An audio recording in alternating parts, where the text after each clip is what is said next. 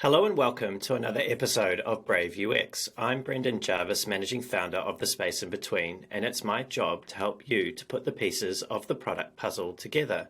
I do that by unpacking the stories, learnings, and expert advice of world-class UX, design, and product management professionals. My guest today is Jared Spool. Jared is co-CEO and maker of Awesomeness, and yes, that is his real job title, at Center, the user experience design school that he co-founded in 2012. At Center, Jared is helping to create the next generation of industry-ready user experience designers through a one-of-a-kind, built-from-scratch 2-year curriculum.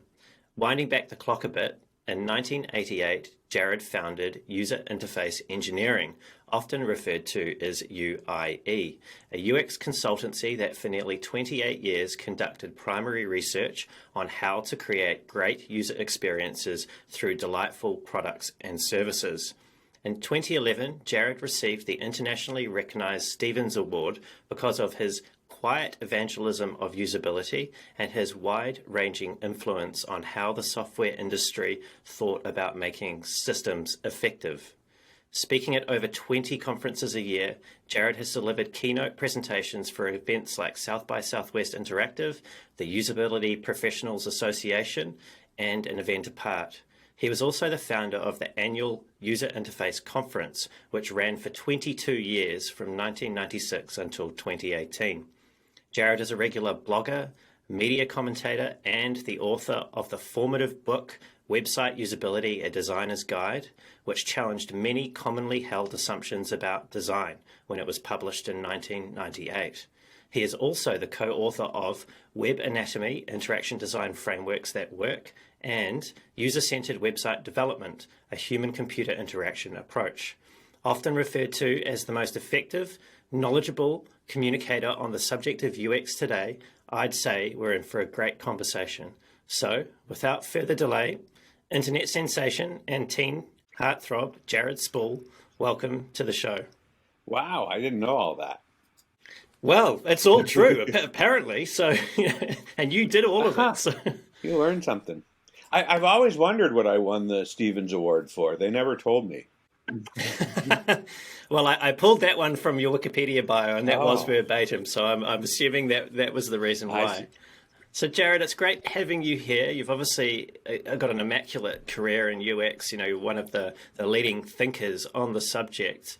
And I always like to start these conversations on a serious note.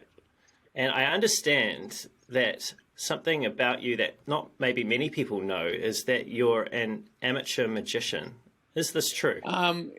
Yes, but I want to point out to your viewers that the difference between an amateur magician and a professional magician is that a professional magician has gotten paid, and so I am not that good a magician. Anyone can be an amateur magician if they don't get paid. Well, this is true. Maybe you're above getting paid. It puts it in another league. Yeah, my son was a professional, or is a professional magician. He's still my son, and he's still a professional magician, and at least for now. And he learned how to be a professional magician when he was a teenager. So he was actually too young to go to professional magician conferences by himself. So I would chaperone him, and I would get to go to workshops and seminars and things. And I picked up a couple of tricks and illusions which you can do if you pay somebody for them, and can perform them adequately enough to not get paid for it. Have you got any that are suitable for pre-recorded podcasts? Here we go, ladies and gentlemen. Jared Spool. Round of applause. This is one. This is what I perform for 6-year-olds. I can just take this and it goes away. Oh, of course, I didn't do it on camera. Let me try it again. So there we go. Magic. Look at that. Jared Spool. Excellent. I love it. That's the first time that we've had a live magic trick on Brave UX. That's wonderful. In the profession, they call them illusions, and they're not tricks; they're illusions. Yes, tricks are Illusions. something that another Illusions. profession does. I'm going to have to I'm going to have to fire my researcher for that, which in this case is myself. So maybe we should move on. I'm interested to know. You mentioned your son was is a professional magician. Yeah, he's gotten paid. And yeah, he's gotten paid.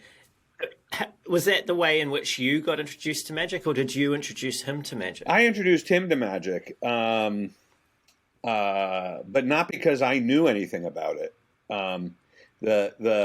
I was traveling a lot for work, going to various client gigs, and I would go city to city, and he was in his very early teens, and when I was traveling, I would bring him some sort of gift, mostly to buy him off for the fact that I was away during important time. And he would, and in one city, I think Seattle, it was Seattle. No, it was Vegas. I was in Vegas, and the hotel I was staying in had a magic shop. So I went to the magic shop. I was in New York, the Vegas hotel, and I went to the magic shop there, and I said, "What do you have for like a 12-year-old who has never really tried anything?" And they sold me an expensive thing, and I brought it home, and he loved it, and then he lost it.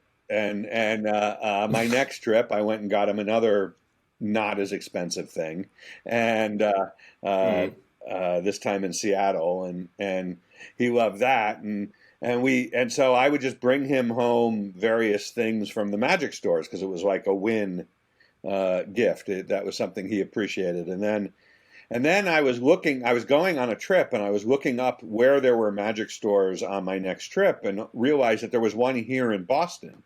I had never known that there was one here in Boston, so it was about 25 minutes away. So we one Saturday we hopped in the car and we went and looked at the magic store there, and he was just completely enthralled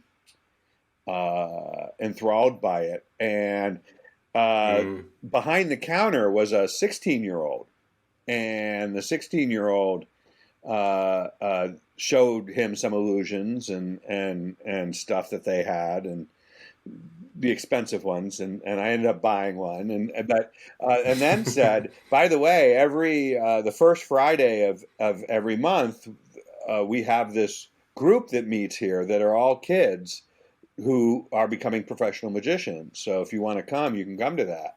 And that's when my son was hooked, and we started going, and he eventually became the president as part of the American Society of Magicians, and the Youth Society of Youth Magicians, it's called, SYM.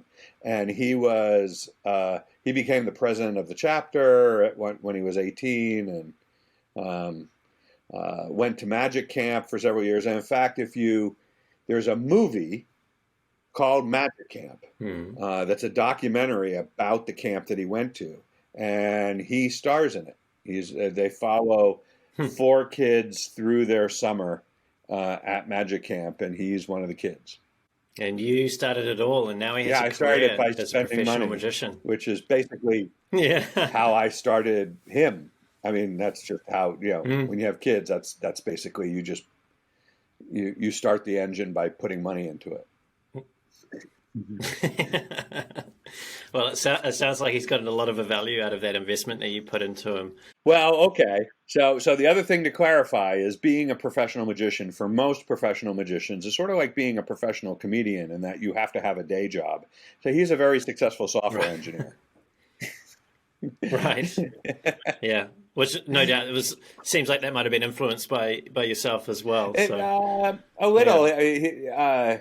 His mother was a very talented software engineer. I think she had a lot to do with that. He's in good parental hands then, it sounds like.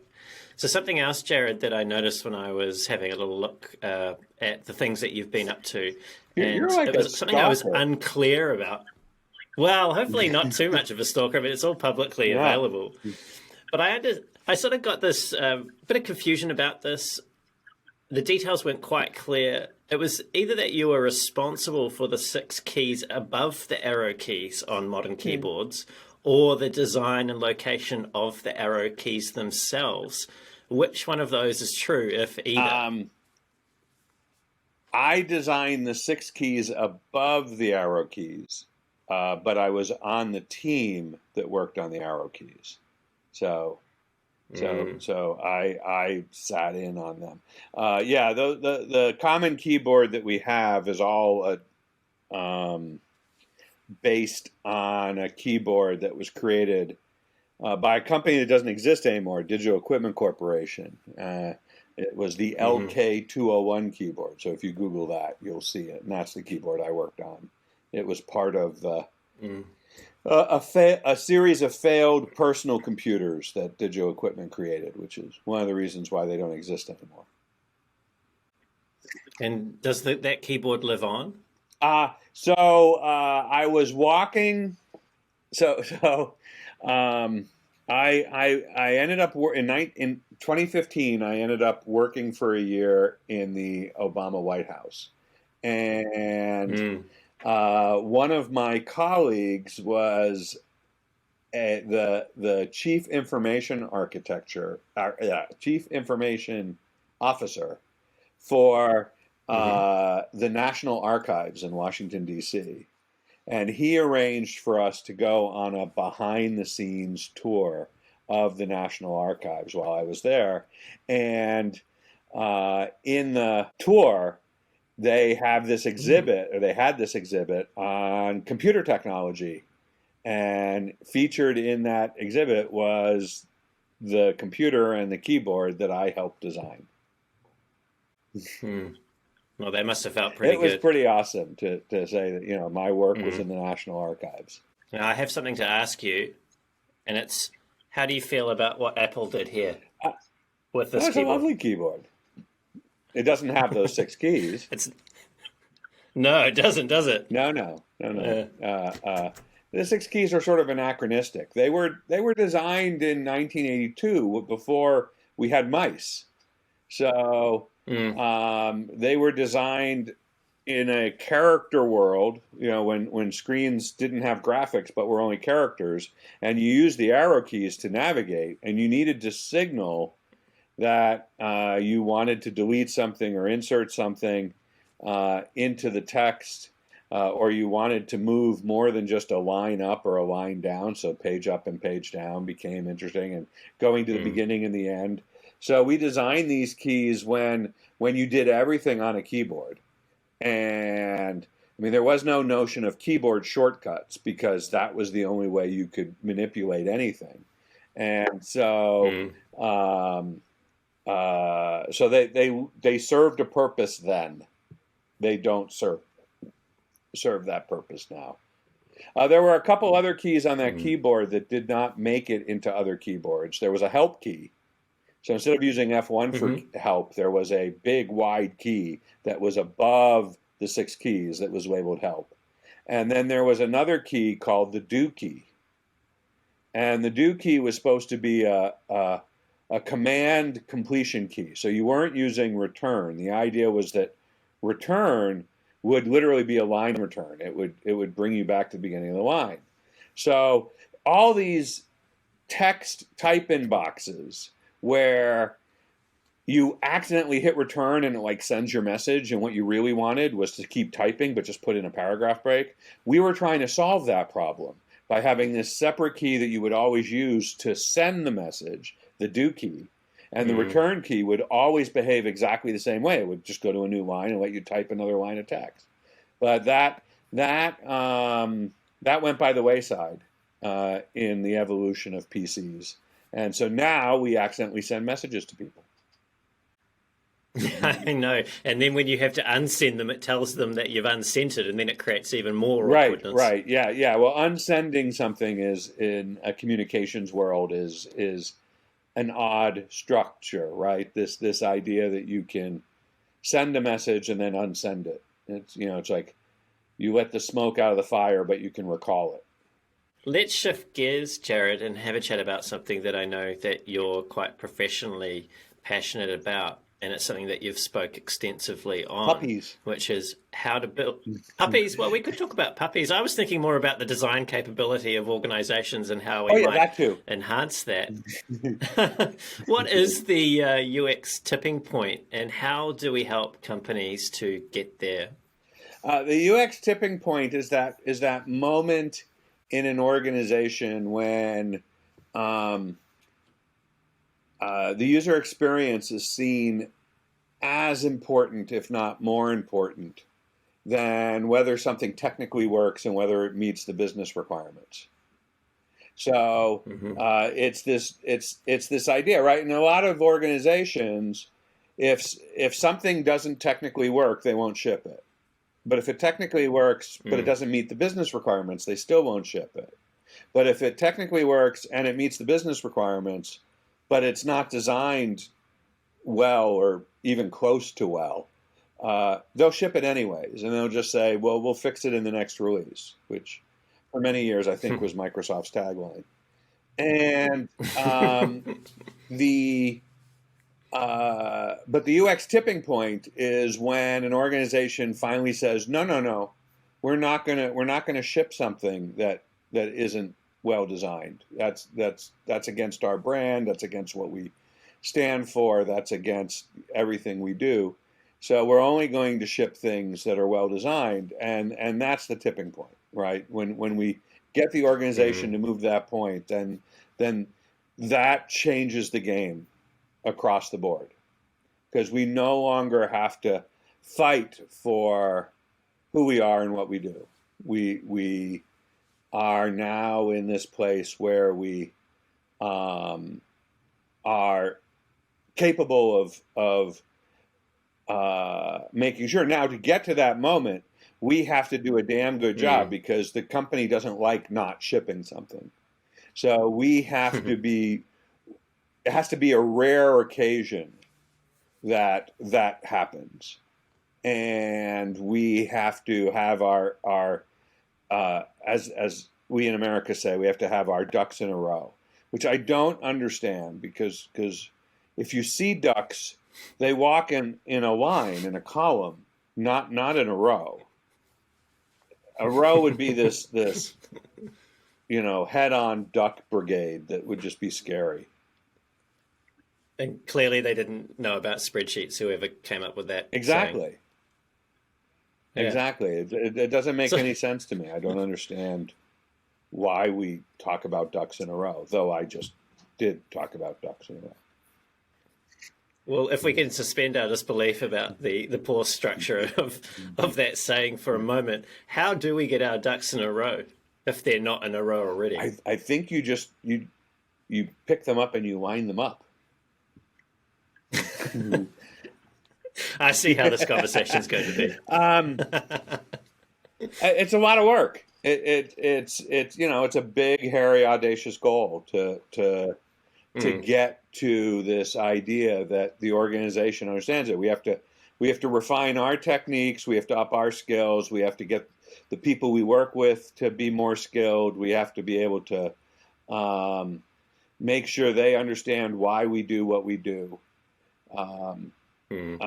It's not impossible, but in many cases you have to change the hiring practices in the organization. You have to change a lot of elements about the culture. So it's we're talking years. Yeah, and I know that you have a maturity model that you're quite fond of, and I also remember listening to a talk you gave in 2019 at CSS Day, and I just want to quote you now because I believe it's relevant to what we've just been talking about. You should be sitting over here. You know more about this stuff than I do.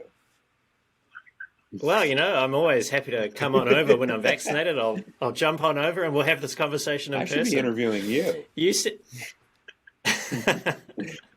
I've got the easy job. You've got your content out there. I just research. Keep telling me what I've done. It's just amazing. I'm getting pretty impressed here. Well, I know this isn't a misquote because I did actually listen to you say it. You said our job as design leaders is to get people to level up, to get the entire team, particularly the least mature influencer, if we can get them to be fluent, we can do many, many more things. So my question is, how do you help people to achieve that fluency, to achieve higher levels of capability as a designer in an organization where that doesn't necessarily exist, without coming across like a know-it-all asshole? Um, well, they're not mutually exclusive. You can do both. You can get them more mature and come across as a know-it-all asshole. Um, but it's probably ideal to avoid the asshole thing. Part of what we do as leaders is help those around us understand why we're doing what we're doing. Right? This is true of pretty much any type of leadership. I mean, if you're running a restaurant and you want to raise up the quality of the food, you have to you can berate people into trying to do that, but that's not going to get you there, because if they don't know how to do it now, they're not going to just do it. So you have to model the behavior, you have to show how it works. You then have to go through and diligently remove any sort of friction or obstacles that are happening, and you over time, and part of it is you have to hire the right people. You have to find folks who are capable of growing their capabilities, and this is key. I mean, in most organizations today, so much of design work, so much of UX work is basically compensating for the fact that the people we work with have virtually no skills or knowledge in this area. And that's our fault, right? I mean, it's we let that happen, and we don't do much to fix it.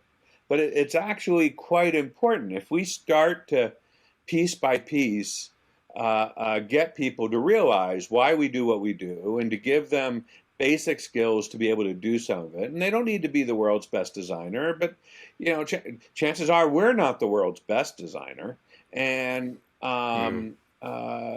so we just need them to be able to do the work. So if we understand what the work is, and we understand what's necessary to get the work done, we can piece by piece grow it out, and people will learn it and they'll pick it up. And if we focus directly on the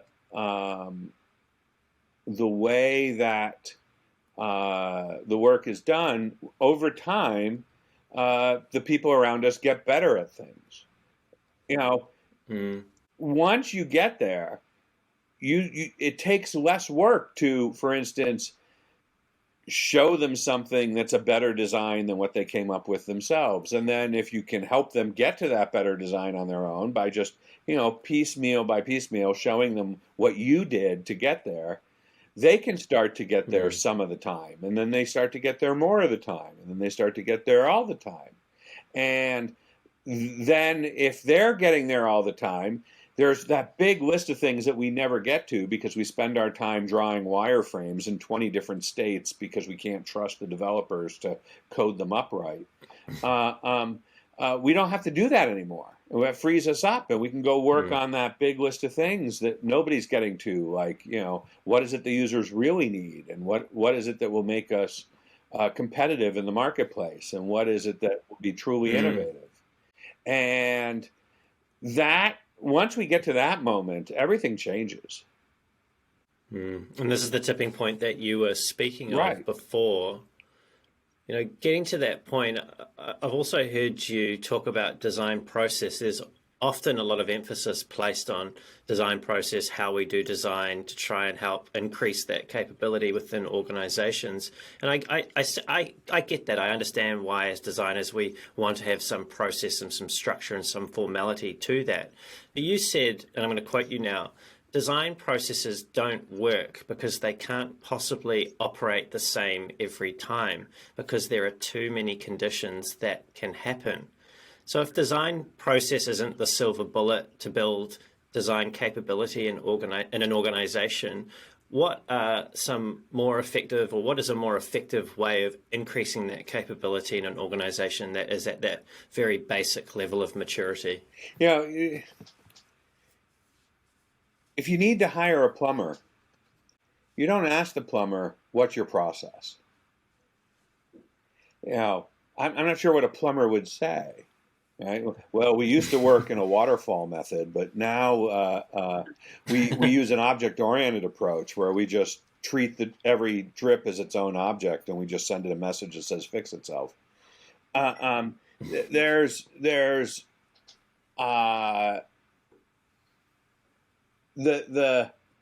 the idea that we as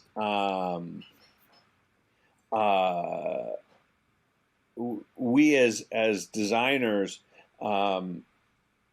are arrogant enough to suggest that we always do everything the same way is ridiculous. We don't do things the same way. Every project needs to be situationally aware, and we don't do two projects in a row the same way because there are different things that need to be done. There are different people involved. There's different contexts that the project lives in. And it's you look at a football field and a football pitch, and when the teams run into the football pitch, they don't come with this giant Gantt chart that has every player in a swim line.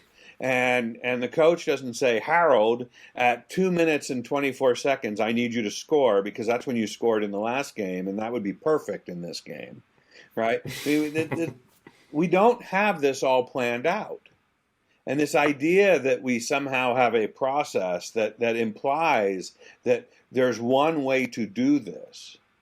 And the thing that amuses me the most is when we ask job candidates what their process is, as if we're going to let them use it, right? Because if their process is the same as ours, well, that's great. If it's different than ours, are we just not going to give them the job because they have the wrong process, or are we going to tell them to use our process? At which point, why do we care what their process is? What itch are we trying to scratch with that question? What is it that we're trying to get from a question like that? It's a stupid question. I mean, it's a question that people ask when they don't know how to actually assess somebody's skills. Because it's a question that doesn't actually tell you. Now, if you said to a candidate, walk me through the activities and the challenges from your last project, out of that would emerge a process, right? You'd see whether they did any research. You'd see whether they iterated. You'd see whether they had multiple ideas and then refined them down to one, or if they just took the first idea that came from them and ran with it. And that's all fine. But if you ask them to describe another project that they're proud of, you'll get a different process. Patterns will emerge if we keep that up, and that will tell us something about the candidate. And we can ask the question, how come none of these projects involve research? How come none of these projects consider multiple versions? And we can find out where they're at with that. But to have them tell us their process is a waste of energy. And so the process is the wrong way to deal with it. And that's not how the footballers do it. The way the footballers do it is they run into the field. Well, you're from, Australia. You have Aussie rules where, they run to the field with very tight shorts. My wife very much enjoyed Aussie rules football when we went. We saw it in the cricket grounds in Melbourne, and we had absolutely no idea. So we were sitting up in the nosebleed section of the cricket grounds looking at this game. It was with Collingwood. But anyways, we're sitting there trying to reverse engineer this game, and it's Mm, pretty clear that the players come onto the field and they're not coming with a plan as to exactly how they're going to play this. They're constantly evaluating the situation and then adapting that and falling into these different templates and plays that they're using to to pull off their win. And mm, it's um, it's that process of looking at the situation and saying what's the right next thing to do, and knowing what the mm, capabilities and tools are, and knowing where you're trying to get, and adapting to the situation that gets us our success.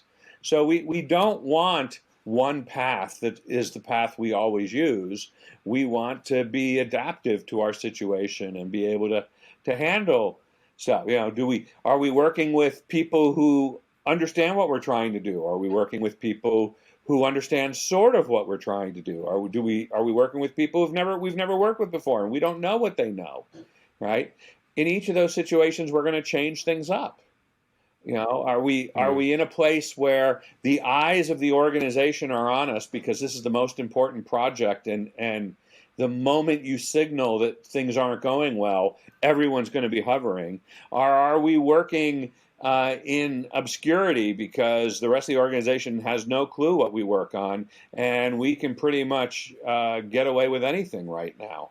And Mm. we have to change how we work based on these things, and none of those things are ever talked about in design school. None of those things are talked about amongst designers in terms of how do you handle these situations. But these are the things that determine what we do next, not some sort of notion of, well, we always start with personas. Mm. And just building on this analogy that you've given with the sports team, and when they run out there onto the pitch, they have these plays in mind, but they're not pre-scripted as in a Gantt chart, so they emerge based on what's in front of them. Thinking about the prep that those sports teams put in before they get out there, they spend a lot of time reviewing footage of their previous games and also footage of the other team, so they get a sense of what they're in for, and they can think about how they might respond if they encounter a similar Yeah, we have situation. a name for Now, all I that know one work. We of call it the, research. yeah, and in particular, I know you're quite in favor, at least you've spoken about a play called immersive exposure. What is immersive exposure, and why is that so critical to building design capability? Immersive exposure is fairly simple. It's the amount of time that everybody who is making and influencing decisions about what the user experience will be like spends with users, Hmm. actually watching them do the things they're trying to do with our product or service. If we're going to build something for doctors to use, how much time do we spend actually watching doctors doctor? And Mm. um, if we don't spend any time, we're just guessing what a doctor needs, right? Or we have some subject matter expert who might have been a doctor once, and they're just relying what they needed once, but not helping us with any variations on that because we're just going to assume that all doctors are identical to one who worked 5 years ago. And so, Mm. um, immersive exposure is we actually spend significant amount of time with our users actually seeing what they do and eventually seeing what they do with our product and looking for opportunities to change that up and to see if we change the product, do they do different things? Mm. And making decisions about what are the behaviors that we want to see, and how will we know when we've gotten the behaviors we want? And what do you say to the people that look at that type of research, that immersive exposure, whether it's usability testing or contextual inquiry, and they say, how do we quantify the impact of that time and investment that we're spending? How do we know for certain that all this effort is going to result in some sort of return on investment back into the business and to the product that we're trying to deliver to customers? one of the things that we should talk more about in our field is the fact that when we let poor design out the door, it costs the organization money. It costs the organization money having to man support calls. It costs the organization money having to throw in training with the product. It costs the organization money to build capabilities that nobody ends up using, or to have the developers redo those capabilities multiple times. It costs the organization money when they lose sales to a competitor who figured out how to deliver the same capabilities, and in some cases less capability, but with a much better easier to use interface. All those things cost the organization money. So it's the return on investment isn't about the money that the new investment we'd have to make to do this work. It's about taking investment that we're already making in poor design and redirecting it to better design. And so we're just shifting funds around. The funds are already being spent. And chances are they're being spent on things that are ongoing accumulations of expenses, right? Support isn't a one-time cost. It's an ongoing cost. Training isn't a one-time cost. It's an ongoing cost. Lost sales are ongoing opportunity losses. So those costs will continue if we do nothing. It's only if we do something that they stop. So this is really a no-brainer. So it sounds like you're advocating for a shift in the conversation towards design as helping to reduce drag on the organization so that the organization can deliver better value more quickly with less costs to support. Well, that's the entryway, right? That's how you deal with the conversation of, this seems like a lot of work that's really expensive. What are we going to do? It's like, yes, it is, but it's actually more expensive to do what we keep doing. And not only is it more expensive to do what we keep doing, but if you're suggesting that putting out a better quality product is not worth doing because it's too expensive, then I have all sorts of ways we can cut costs. We can fire the QA department because they're just a cost that's very expensive, and we obviously have decided that quality is not that important. And we could hire less talented developers. They're very expensive. Let's get people who are half the price, who have half the capability. We could probably get something shipped really fast that doesn't work and save a ton of money. And so, once we decide that well, some quality is worth it, where do we draw that line? And if the whole measure of quality is it has to be good enough for the customer, have we really figured out what that definition of good enough for the customer is? Particularly in a competitive landscape where someone else can make that customer happy by just copying the capabilities that we innovated, but doing it in a package that's easier to use. So let's pick up on that thread then. So, with a lot of technology emerging in the last couple of decades and also new business models forming around how to deploy that technology, a lot of industries have been disrupted, a lot of well-established businesses have been disrupted, they've been exposed to competition that they never saw coming. And it seems to me, at least, that a lot of that has been just the new competitor meeting the basic expectations, like you've just spoken about, in a better way than the incumbent. Oh, yeah. What can organizations that are incumbents, so, I'm thinking about organizations and industries that are slow to respond because they're regulated or they have higher risk. So this could be banking, it could be insurance, those sort of tried and true, been around forever industries. How can they do a better job of getting their shit together, so to speak, to respond more effectively to these competitive threats? So one of the things I learned not too long ago was that the regulations that banking is under are written by banks, right? They produce a set of regulations. They produce the lobbyists for the banks, which are made up of banks, actually supply the regulations to government, because government itself doesn't have the expertise to meet these things. And it turns out that most regulations actually allow for more competitive behavior, particularly around user experience. There's nothing, I have yet to see a regulation that says you must have a worst user experience.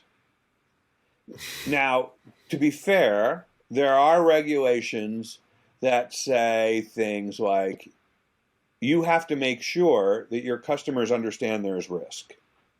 But what the bank does is it translates that regulation into a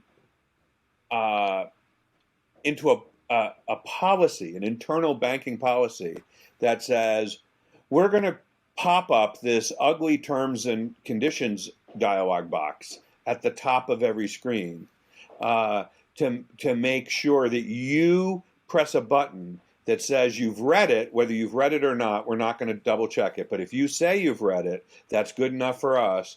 And therefore, you acknowledge that there's risk. And so if something goes wrong, you can't come after us and you can't complain to the government that we somehow let you take a risk. And those policies are poor user experiences, but they are not the policies that are mandated by regulation. Those are an implementation. There are other ways that we can do that.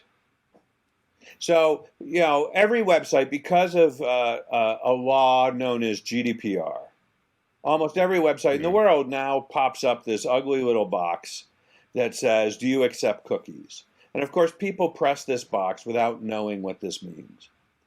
If you go to The Guardian, the British newspaper, they pop up a different box. They pop up a box that says, please don't sell my personal information. And that, for those users who care about those things, is actually a much better user experience.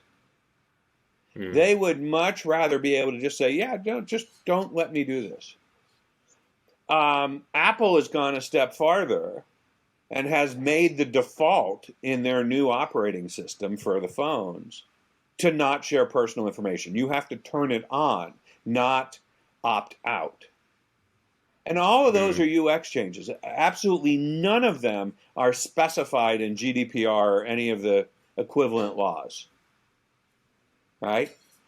All of those allow for a better user experience.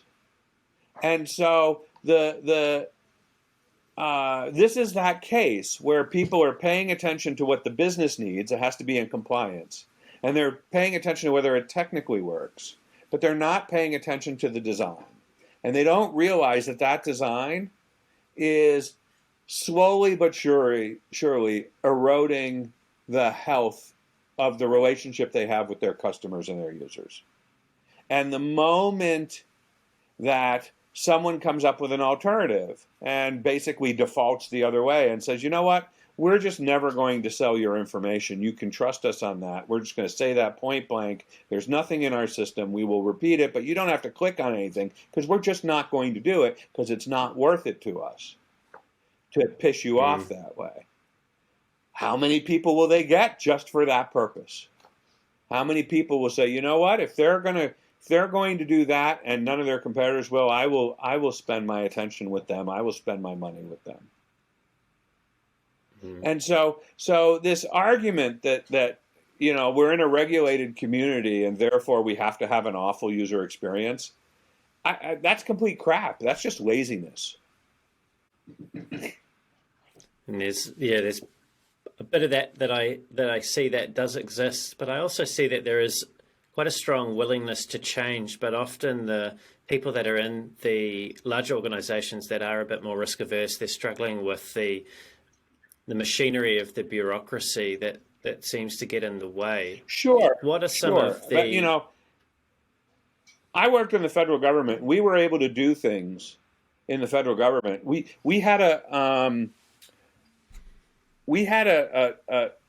something we trained all the new people who joined the program. I was in the U.S. Digital Service, and everybody we trained, we taught them a couple of things. And one of the things we taught them was to ask the question when somebody said, "Well, that's the way we have to do it." To ask the question, "Can you show me the law or the regulation that says that we have to do it exactly this way?" Because I'd like to read that. And this wasn't a mean or passive aggressive sentence. This was no, literally. I would like to read the rules. If I'm going to coach a football team, I need to read the rule book. Right? I need to understand what we're allowed to do, what we're not allowed to do. And it's my job as coach to get us right up to that line of what we're allowed to do and not cross into the what we're not allowed to do, but to use the entire landscape in the what we are allowed to do space to its fullest. That's my responsibility to the team. So we would teach folks that they need to learn that. And you'd be surprised how often the people who say, "Well, that's the way we have to do it," because that's the way we've always done it.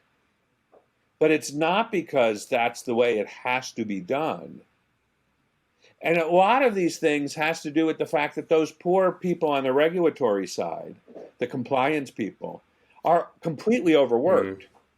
And so what they like to do when they're overworked is they like to find a solution that they know will get through the system. We've gotten it through a dozen times. If they flag us this time, we'll say, "But what about the other dozen times you let us go?" Right? And we know it works. So we have precedence. And that's often what they're basing things on is, well, this path always works. It's, from their perspective, they're walking through a minefield, and this is the path that never explodes. And if we take any other path, it might be safe, but it could explode. And I'm busy and I'm overworked and I don't have time to deal with your explosion. So we're just going to take the path that always works. And that's where they're at. So then we need to find out, why are they overworked? Why do they not have the resources they need?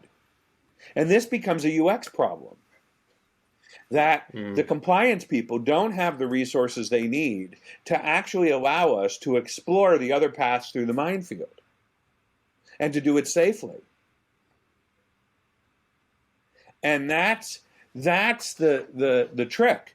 Once you have that realization that you need to help them get more resources so that you can have the freedom to explore the other paths, everything opens up.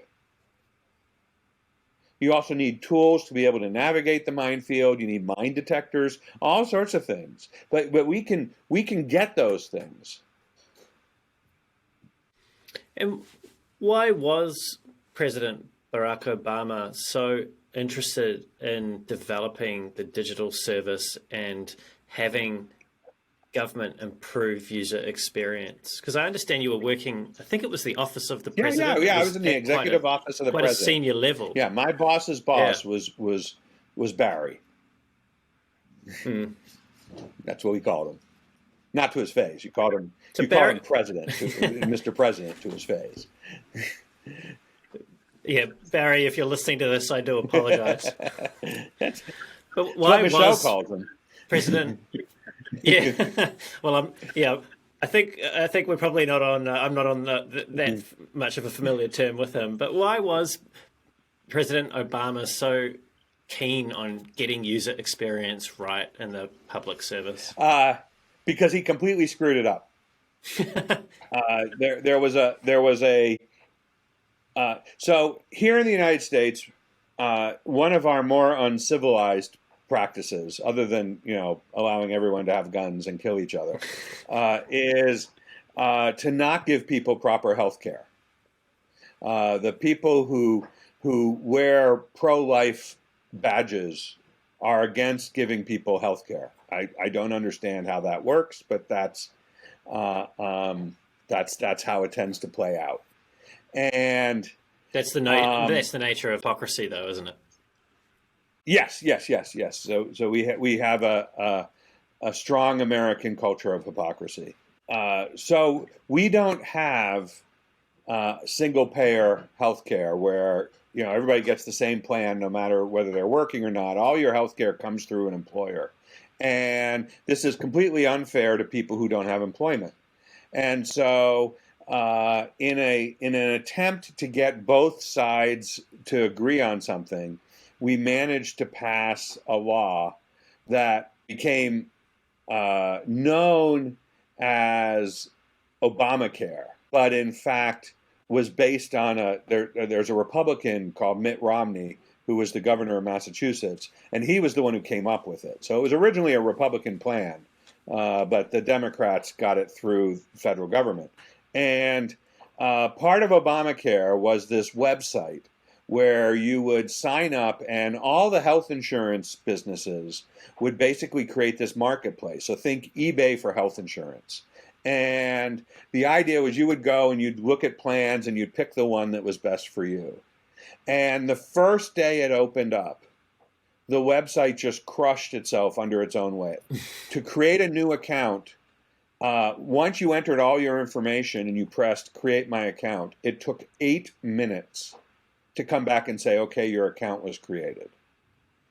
And of course, people thought it had crashed, so they started over, and it just made it worse. And so it was a complete disaster in its first launch. Mm. And the president, with the help of his chief technical officer, went off and found a small team of about 13 or so tech people to come in and basically redesign the whole thing from start to finish. And they did it in 6 weeks. The previous thing took a year. It involved 300 different government contractors, probably 1,000 people, cost millions of dollars to build. And this team of 13 people just built it from the ground up. And of course, none of the 300 organizations worked with each other to build it. So when they first turned it on, it just didn't work. And so this team rebuilt it, got it running in 6 weeks, got it, and within the first 2 weeks, it had signed 10 million people up or something crazy like that. And so the minute he saw that was capable, that could be done, he's like, I want that. We should have that, because another part of government that has to do with our elected representatives has a division called the Government Oversight Office, a Government Accounting Office. And the Government Accounting Office every year publishes a report of the top 30 tech projects that are likely to fail this year. Mm. And they measure a top by how much money has been spent so far. And so these are tech projects that are often in the hundreds of millions of dollars that are on the verge of failure for the same reasons that healthcare.gov was. And he's like, I need a team of people who just basically go from project to project and just help them get back on track. And so that's what we were hired to do. And so our job was to create a better citizen experience. Yeah, and you've highlighted in that example with healthcare.gov what you were talking about earlier, which was the quite real cost of getting design wrong. And in that case, it sounded like it was a horrendously high price, both for a political price to be paid, but also for the citizens. It was a high cost to endure not being able to get through that application process and register yourself for Obamacare. Yeah, exactly. It was expensive all around, and this was an opportunity to fix that. And the digital service is still there. The team is doing fantastic work. I was just there for a year, They're doing fantastic work. They have become a sort of model of how tech can work in government, and are being emulated all over the world, including Australia, which has a fantastic digital service. Jared, let's shift gears and talk about something that we touched on earlier, which was the work that you've been doing at Centre, creating the next generation of user experience designers.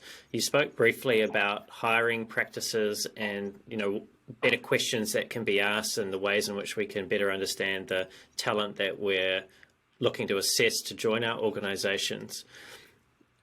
What does an industry-ready UX graduate look like, a great one, and what are the ways in which industry can assess whether the people they're looking at are great talent to hire?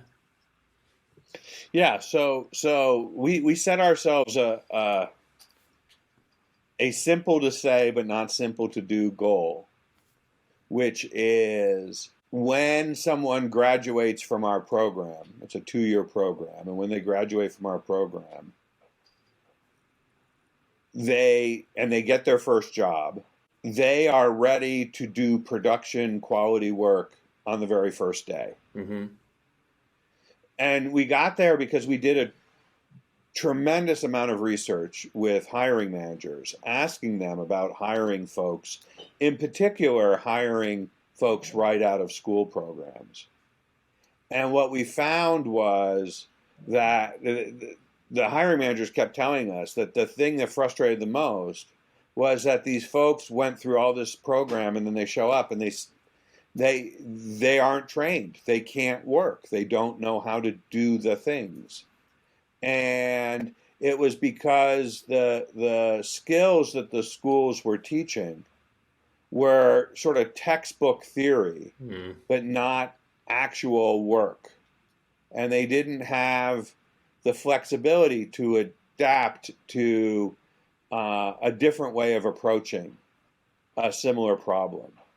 And so we started looking at, well, what would it take to get someone who on their first day of work actually could do the job? And that's where we came up with this idea of industry ready, and we started to look and say, okay, what do you need these people to accomplish in their first year? And what are you willing to train them on? Because there are some things they're going to have to train them on, right? They're going to have to train them on some specifics of the product, or what the actual need is, maybe who the users are. They're going to need to train them on how the organization works. But should they be training them on basic craft? Should they be training them on using the tools? Should they be training them on being able to adapt to situations?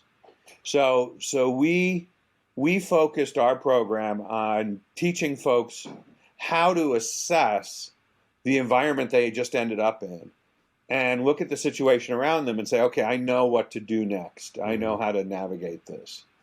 You want me to do user research. I know what questions to ask, and I know how to do this. And we did it by basically taking a program where 2/3 of the time for that 2-year period, so we have 96 weeks. So basically 67 weeks out of the 2 years, the students are, in essence, doing project work. They are working on specific projects, and they work on multiple projects. So they'll work with, and these are real company supplied projects. They're not little toy things we made up. They are a project that, if the students do a good job, will get put into production. And so there's the finishing details, there's the research, there's understanding how to spin up a project, understanding how to wrap it up and get all the details done. These are all things that not only do we teach them, but they practice multiple times throughout their 2 years. They do 6 10-week projects. And that gives them a fair amount of experience of variations on themes, because across those 6 projects, user research won't be done the same way twice. Across those 6 projects, the deliverables won't be the same deliverables twice. Across those 6 projects, the students won't have the same configuration of team. So they'll have to adapt to new team members and how those team members interact together. And so it's those types of things that help us understand how to make sure that they have all the skills necessary to be able to do the projects, which then gets them the skills necessary to take on the new jobs. I mean, those projects, no doubt, will be hugely valuable. And I also understand that there is a daily practice that you have with the students, and it won't be unfamiliar to a lot of us in design, which is the daily stand-up.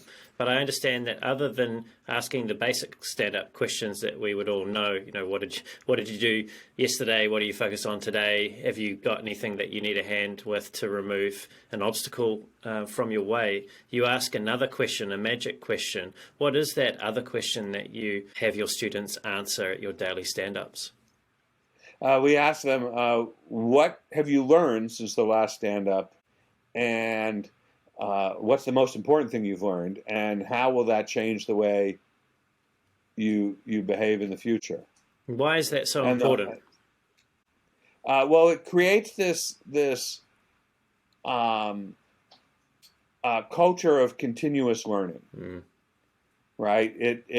It sends this message that we as an organization are not about you showing up and being, using your superpowers and then leaving. We are there for you to actually keep learning. You need to learn and then keep learning. And and the thing is that everybody participates in the stand-up. So I participate in it, and my co-founder Leslie Jensen Inman participates.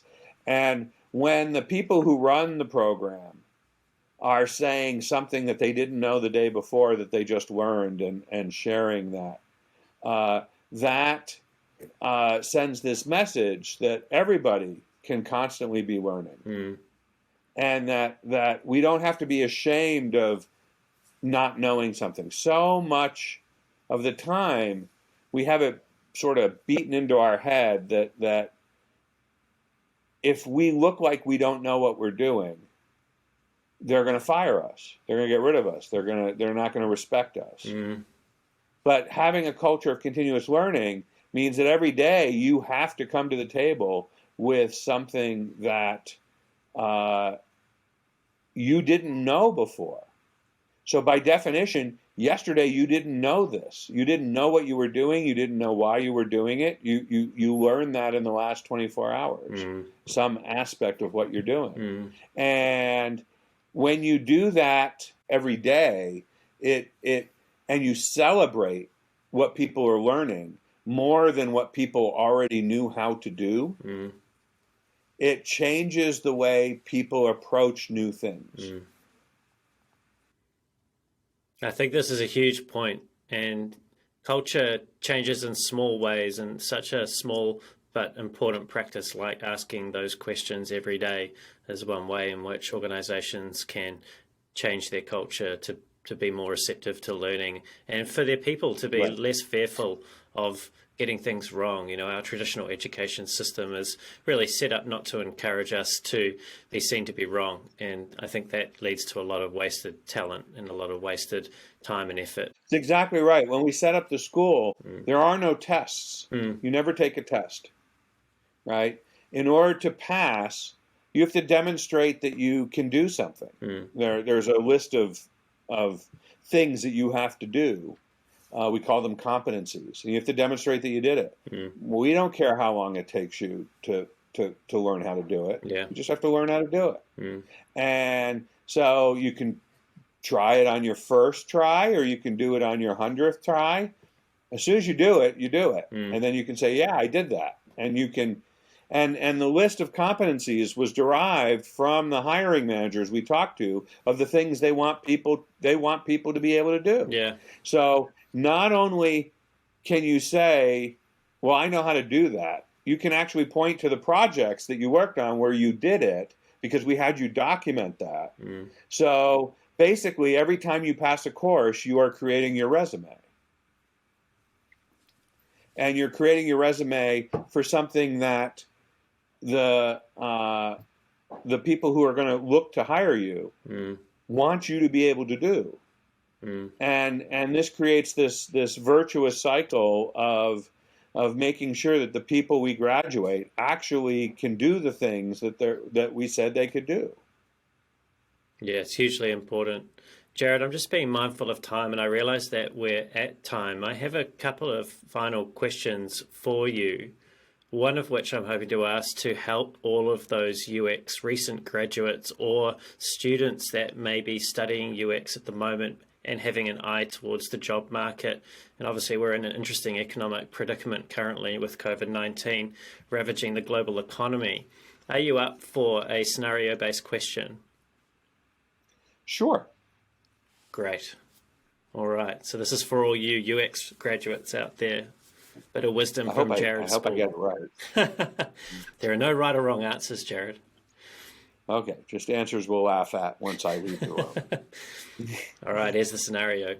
You're a recent UX graduate. You've learned some great skills during your studies, and you're excited to apply them in the real world. But after applying for over 20 positions, you still haven't landed an interview. Self-doubt is creeping in, and you're beginning to question your abilities. What do you need to consider doing differently?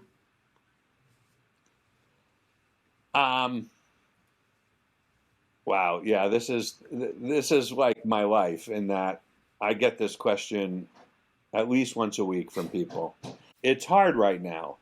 One of the things is that the market's compressed a little because of the pandemic, because of the lockdown, because of the economic strife that came with the lockdown.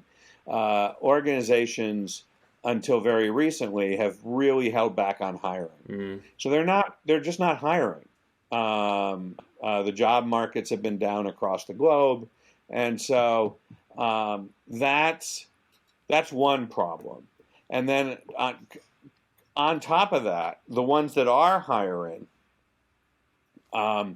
they're behind on projects, so they tend to be looking for more experienced people, and they can look for more experienced people because of the economic downturn. There's a bunch of experienced people who are looking for new work and are on the market. So they're filling their positions with experienced people. So this means that people who are lighter on their experience, who just haven't had a chance to prove themselves, are not getting the opportunities that they were getting a year and a half ago, 2 years ago, when the market was growing and all the experienced people who were any good were well situated in where they were. And companies were saying, well, okay, if we can't get experienced people, let's get inexperienced people. And it makes sense that companies want experienced people. I mean, if you're going to hire a plumber because your toilet is leaking badly,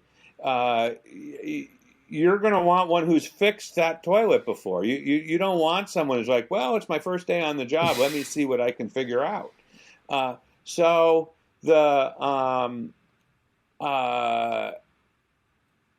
you'll only settle for someone less experienced if you have all the experienced people you can have, and there just aren't any more people on the market. And someone who is less experienced really wants to go someplace where they can continue to learn. They need to see their first job as a continuation of their education, not as a distinct, different thing. It's like, well, I was done learning on graduation day, and now I don't need to learn anything. I'm just going to go do. And that's not how it works. And so you want to go someplace that can take you in and can continue your education. So it's a partnership. And right now, organizations are so stressed because they put everything on hold for almost a year that they they don't have room to be training junior people. So the first thing to realize is all those applications and no interviews is not your fault, right? It has nothing to do with you. It has to do with an economy right now that is in a difficult spot. And it's going to work itself out. I don't know how long it's going to take to work itself out, but it's going to work itself out because if the last year has taught us anything, it's only that design is even more important, not less important. We've seen issue after issue after issue where people got left behind, where things failed us, where things didn't work because we didn't think through the design implications of all the things. So that's only, the market's only going to grow. So it's just a matter of time. So there some amount of this, the watchword is patience. You just have to be patient. But that doesn't help people who graduated with a plan to go get a job and they need the money and they need the work and they want the experience.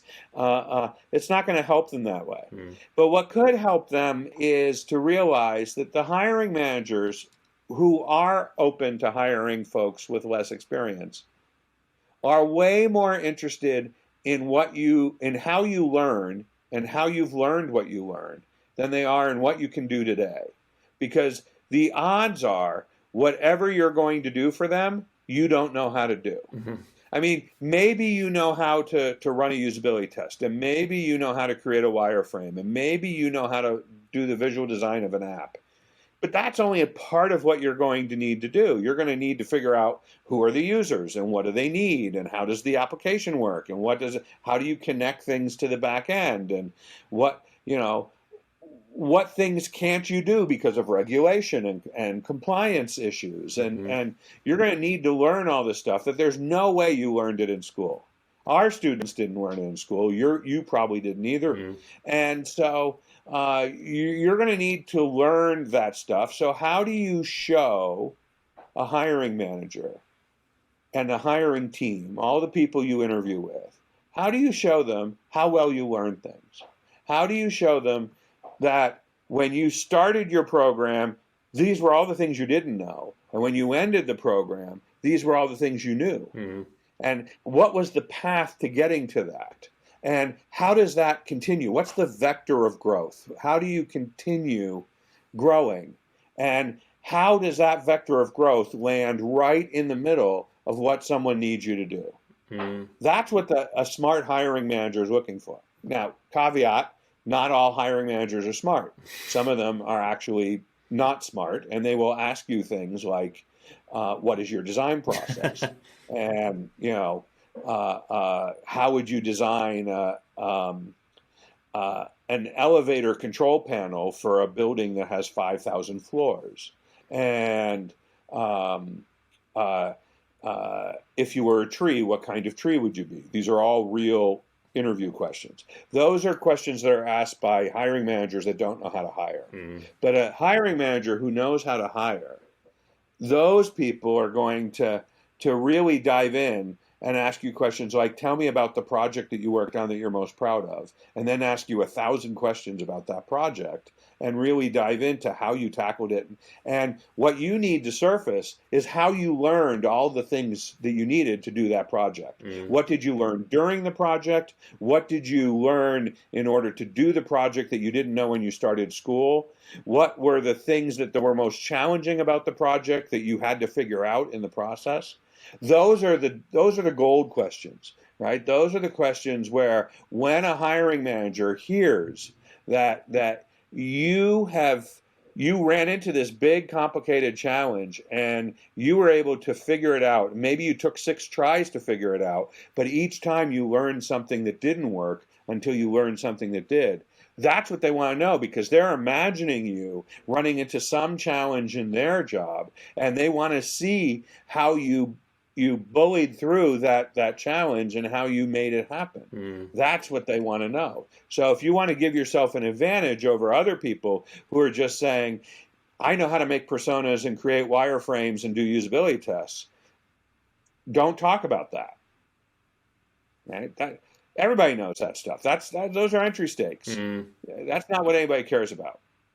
It sounds like what you're saying is that the emphasis should be on the story of the learning and telling that story as opposed to the outputs from your studies, your hero's journey through education and what that's taught Exactly you. right. Exactly right. You came up with this design. How did you learn that was the right design to come up with? Yeah, that's a really important point, Jared. And my final question, which this is related to, is thinking about the state of the economy, the state of the design industry at the moment. What is your greatest hope for the emerging generation of designers in the coming years? I think my greatest hope. I mean, there are a couple things. One is okay. I have multiple greatest hopes. You're Um, allowed, that's all uh, right. uh, uh, one of my multiple greatest hopes is that we focus on understanding and eliminating all the sources of bad design in the world, right? At this point, we know enough about design to understand that no design should be poor. No error message shouldn't make sense. No user interface shouldn't be poorly designed. No task flow should be poor. No compatibility issues with other systems should be poorly designed, right? We understand how to do all these things, and we understand how to do them well. And there's enough examples of when this is done really well that nothing should be poorly designed anymore. So we need to figure out why things are being poorly designed, and we need to work with that. So that's the first thing. And then the second piece of it is that we need to start looking at how we eliminate inequity in our systems. Right now, there is so much of technology in particular, which is aimed at the privileged and doesn't serve the underprivileged. We felt this in the United States dramatically when schools shut down and kids from privileged families had no trouble making sure that everybody had a laptop and they could all be on Zoom and they could all go to their Zoom classroom at the same time. But so many people lived in places where they did not have bandwidth to be able to connect. They did not have the technology at home. Maybe they had one tablet to be shared across 4 children who had to somehow go to school simultaneously with a single working parent who was also trying to work at the same time, potentially remotely, but in many cases they were an essential worker and they couldn't be at home. Right? We failed miserably. We were challenged and we failed. We left so many kids behind. And where is the design community talking about that? And so we need to be focused on, if we do a great job on this product, who gets harmed? Those big ethical questions. We can frame them as ethical questions, but they are really questions about doing a high quality job, right? We treat ethics as this thing that we think about when we've got all the other things in place. But we don't treat quality that way. Quality is something we have to build in. So why is this not part of the quality equation? Why is this something different? Why is this something separate? Yeah. I think the answer to that is that we let our privilege blind us. We did not ask the right questions at the right time. And then suddenly, this virus showed us that we're actually really bad at our jobs because we left millions of people in situations that should not have been in those situations. And we need to go back. We take a lot of research and understand what the hell just happened. and ask ourselves, how do we prevent this from ever happening again? It's a really somber and important point for everyone listening to think about and reflect on. Jared, thank you. This has been a great conversation full of big ideas and practical insights. Thank you for so generously sharing those with us today. You're welcome. And if somebody knows how you get all the ducks in a row, I will be grateful. This is what's top of mind for me. Well, if you do find the answer to that, anybody, please leave a comment, and we'll pass that on to Jared and make sure that he knows. And Jared, I also want to say thank you for your long-standing, outstanding, and continued contribution to the field of UX. Oh, thank you. It's been my honor and my pleasure. I'm surprised that anybody ever listens to me. So. Well, I'm not. And Jared, if people do want to listen to you, do want to find out more about Centre Centre and the things that you're up to, what is the best way for them to do that? Well, we have our centercenter.com website. We have an online community that currently has 24,000 people in it called Leaders of Awesomeness. Mm-hmm. We have all sorts of, I'm ultimately Googleable. Mm-hmm. Don't believe everything you read. The thing with the sheep is not true. I mean, it happened, but I wasn't. I mean, I was there, but I didn't participate that much. Thanks, Jared. And to everyone who's tuned in, it's been great having you here too. Everything we've covered in the show today will be in the show notes on YouTube, including where you can find Jared's Centre Centre, as well as the resources and communities that Jared has just mentioned. If you enjoyed the show and you want to hear more great conversations like this with world-class leaders in UX, product, and design, don't forget to leave us a review and subscribe. And until next time, keep being brave.